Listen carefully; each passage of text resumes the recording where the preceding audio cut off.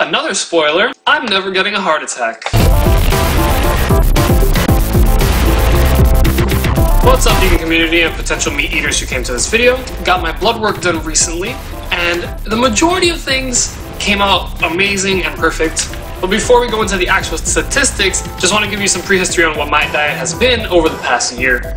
So I think about a year, maybe a year, 2 months-ish, I went vegetarian. I cut out all meat from my diet for a while, and I would have some cheat days every now and then, but for the most part, I was strictly vegetarian. I think maybe 6 months in, maybe 8, I made the transition to completely vegan. I don't remember the exact date or how long I've been vegan, but let's generalize and say it's been half a year, maybe a little bit more. And now my diet consists of a lot of rice and beans, specifically lentils, potatoes, a lot of citrus fruits, including pineapples, but lately I've been eating a lot of bananas and dates. Thank you, Pal Simeon. Oh, and over the course of the year, I've been eating a lot of pasta as well. So basically, I got my blood work done maybe 4 months ago, and it came back that I had very low blood sugar. And a problem for me that I just wasn't eating enough, a problem many new vegans have, I just wasn't eating a lot because I didn't know what to eat. Now I've increased the calories, the carbs, the everything, and I came back to do my blood work again.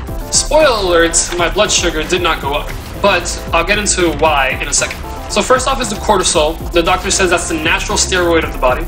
My value is 14.7, and the low range is 6.2, and the high range is 19.4. So I'm in the nice middle, a little closer to the top. I would like that to be a little higher because I'm actually trying to bulk up, but I'm not deficient and I'm not overproducing.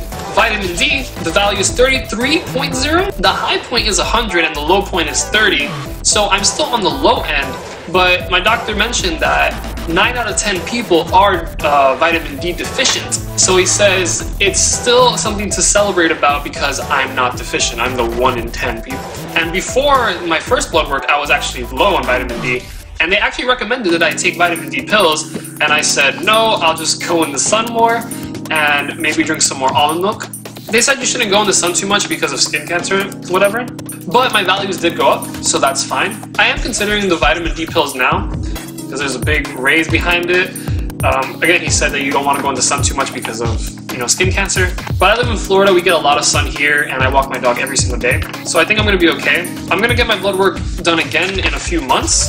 So if it's still kind of low, I'll consider the pills. Next up is vitamin B12. The value that I'm at is 445. The low point is 211. The high point, 946. So again, I'm right in the middle, not deficient, not high. I do have vitamin B12 pills, but I only take them maybe once a week. I really do not advocate or like taking pills because I want a healthy liver. I mean, I don't really drink alcohol ever, so I should be okay in that department, but I really try to stay away from them as much as possible. Where I'm getting my B12 from now is obviously almond milk, coconut milk, things of that nature. But I do take the pill every now and then, but I'm not deficient, so I think I'll be okay for now. I would like to see those numbers increase too, but the point is that I'm not deficient in anything. Folic acid, I'm not actually sure, we didn't really talk about this much, but basically you want to be above 3, and I'm at 12.5, so I think I should be okay for that. And then this is the urine analysis. Nothing much here to really go over.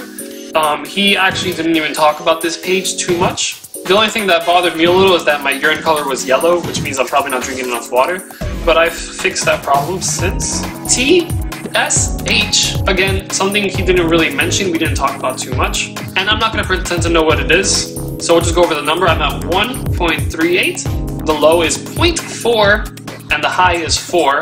So again, I'm on the lower end. Again, I'm not really sure what this is, but I'm not deficient and I'm not overproducing. So we're good with that. Up next is the hemoglobin, obviously your blood cells. I'm at 5.3. The high value is 5.6 and the low is 4.8. So since the reference range is really small, it looks like I'm on the higher end, but I'm actually kind of dead in the middle on this too. But if we take a look at the lower information, pre-diabetes is 5.7 to 6.4. That's pushing the hemoglobin. Diabetes is anything more than 6.4. So I'm not at risk for diabetes right now, which is great considering the low blood sugar. Lipid panel, or the cholesterol. My cholesterol total is 112. The high end is 200, and the low end is 100. So I am low on cholesterol, but my doctor didn't seem to have a problem with this. One of the things he mentioned is that with these results, I am never getting a heart attack. And I even questioned him about it. I'm like, doctor, never is a bold statement. Like, are you sure there's no like small chance of this and that? He's like, no dude, you're great. So I'm happy about that. Triglycerides, 66 is my value. The low is 0, the high is 150. So being right in the middle, I think I'm okay. HDL cholesterol, you need to be more than 39. I'm at 59. At the bottom over here, for my cholesterol to HDL ratio, I'm at 1.9 and the high is 4.4. The low is 0.0. But then it says over here, average risk. I'm guessing it's for heart attacks, maybe even just heart disease. But it says in men, you have a half risk if you're at 3.4. You have an average risk if you're at 5.0. You have 2 times the average risk at 9.6. And 3 times the average risk at 23.4. So I'm way below those numbers. I think my heart is going to be fine for now. And we've reached the first red number, a thing to look out for, and it was my glucose serum blood sugar. I was at 48 and the low is 65. So I was way under that number. I asked my doctor like why this is, like why hasn't my blood sugar, improved? Why am I still low? And he says it's not too big of a deal because when you take your blood, you are fasting for a while. So it could have been that morning when I took the blood, since I hadn't eaten anything in maybe 10 hours, 8 hours, that my body was low. But he says that has to do with my specific body type because I am underweight. According to the BMI scale, 19 is balanced. I'm at 17 point something.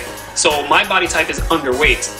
So he says when I go long periods of time without eating, my body doesn't have any fat reserves or even much muscle reserves to pull energy from. He's kind of a big guy, so he was making a joke. He's like, if I go out into the mountains and I don't eat for like 3 days and I come back and check my blood sugar, I'm gonna be great.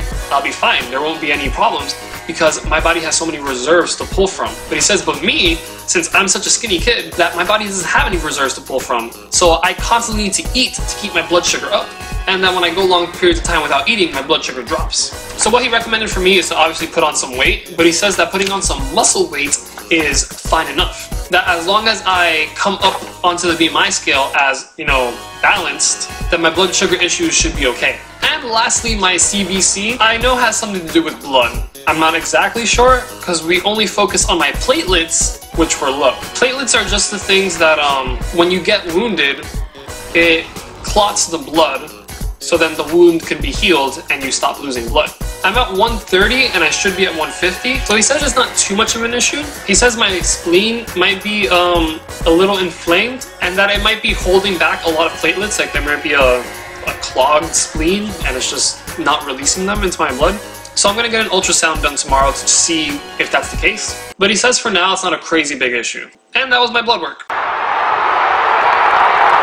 So what did we learn today? You can get all the vitamins and nutrients and protein you need in a vegan diet. But also, vegans should get their blood work done periodically. 1, so you can prove to others that your doctor says the lifestyle is okay. But 2, to make sure you're not missing anything. It's very easy to caught up in the hype that a vegan diet is perfect and that if you're eating this way, you're automatically healthy. And that's a dangerous assumption. Because if you do one day get sick, not only is it bad for your body and health, it's bad for the image of veganism too, because omnivores will look at you and be like, well, you got sick on a vegan diet, so what's the point anyway? And again, of course you can get sick on a vegan diet, anybody can get sick. But we don't want to unnecessarily or accidentally become sick just because we didn't do our research.